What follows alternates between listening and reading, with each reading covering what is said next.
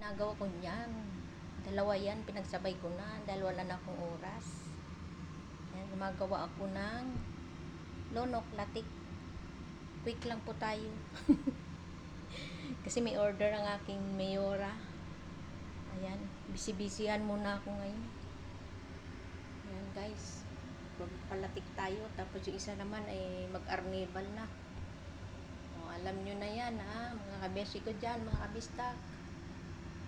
Diskarte lang po tayo. Kailangan quick lang ang ating luto.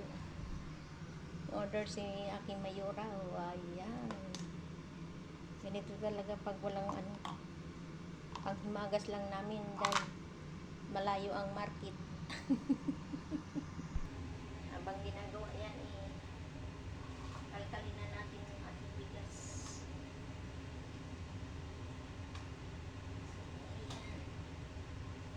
Sigat tayo para tumaba ng gusto. Joke lang.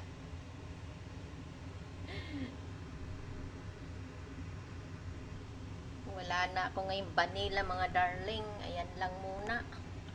Yan na lang natin ito pang kontra. May asin. Yan ako. May asin. Ito para sa latik o sa Bisaya, lonok sa Cebu. Kailangan gumawa tayo ng diskarte para tipid merienda. Practice na tayo. Ibubal na talaga ang ating arnibal, mga kabistak na, mga kabisi. Dito talaga ang gustong kumain ng mga matatamis, ng mga matatanda. Ganyan lang tayo. Okay lang yan. Tikman ng mga sasarap.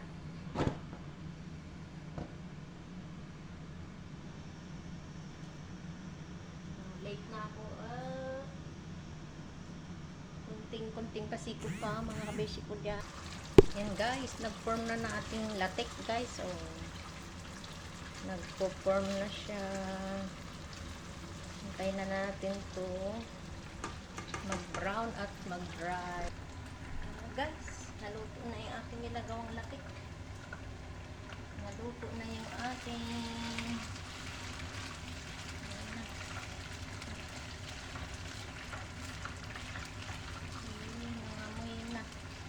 yan natin ang apoy.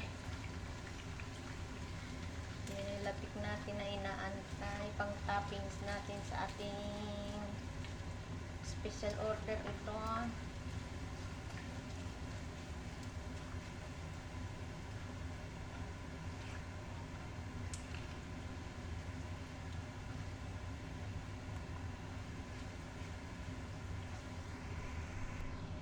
Tayo ng asukal para matamis ang ating latik.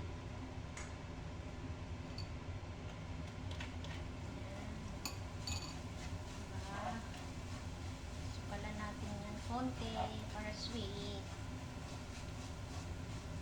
Ito na yan siya. Sweet na yan pang toppings natin mga kabistak ko dyan. Latik na may konting asukal.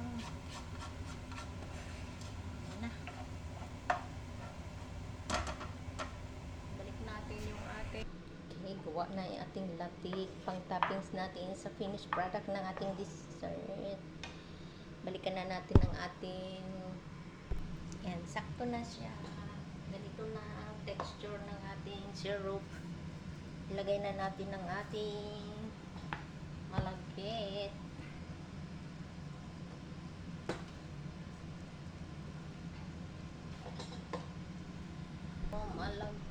Malagkit. Tuyuin natin siya. Mekos.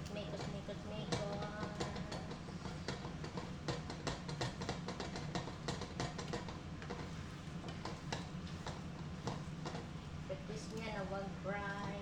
Sige. Sundin ang gusto ng ating customer. Ay, hindi. Ang aking kasama. Dessert lang namin to.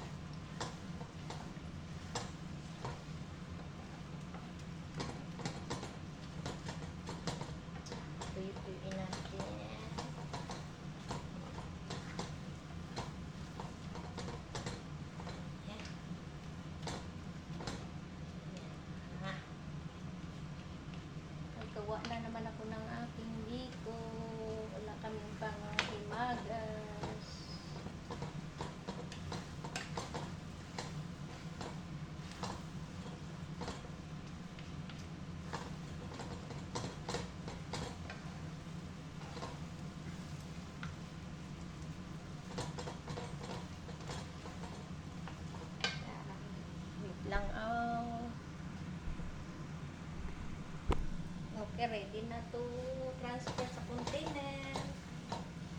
Okay, napasiko na. Super na. Super na yan. Oh. Hindi siya matigas. Yan, nilipat ko na guys sa container. Ayan, hatiin namin yan ng aking kasama. Ayan.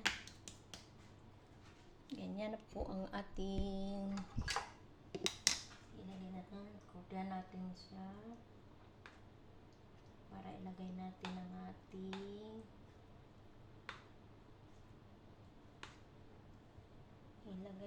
ang ating latik.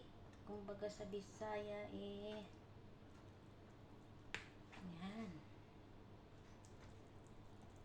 Ibay natin yan.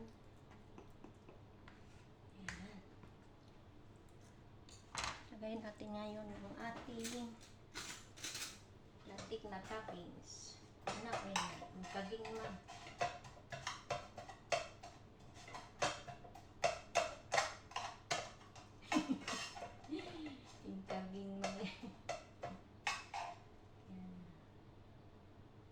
Kailangan natin pagandahin kasi pa-practice tayo ng negosyo pag sa Pinas, diba? Negosyo tayo.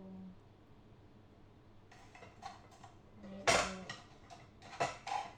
tumigas na siya. Ayan, latik-latik. Para may art naman. Langak. Hay! Natapos din. I-divide ko na lang yung latik. Portion. Ayan. Ayan ang latik namin ni Joby. Ayan, pag portion.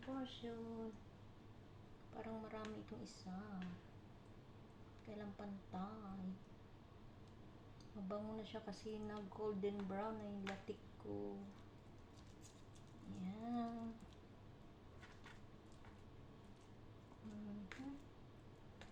Ayan yung finished product ko mga kabeshi ko dyan.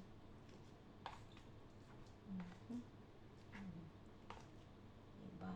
Kung walang latik ito. Ayan.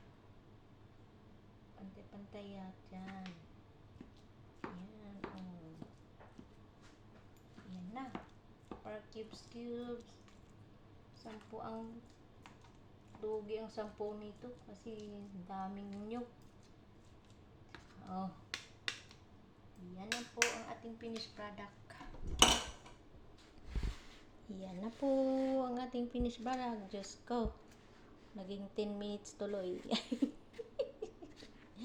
Dami kasing process. Thank you for watching mga beshi ko dyan, mga guys. Practice makes perfect. Ngayon medyo na perfect ko na talaga ang aking biko. Ayan, thank you. Yummy biko. Practice makes perfect.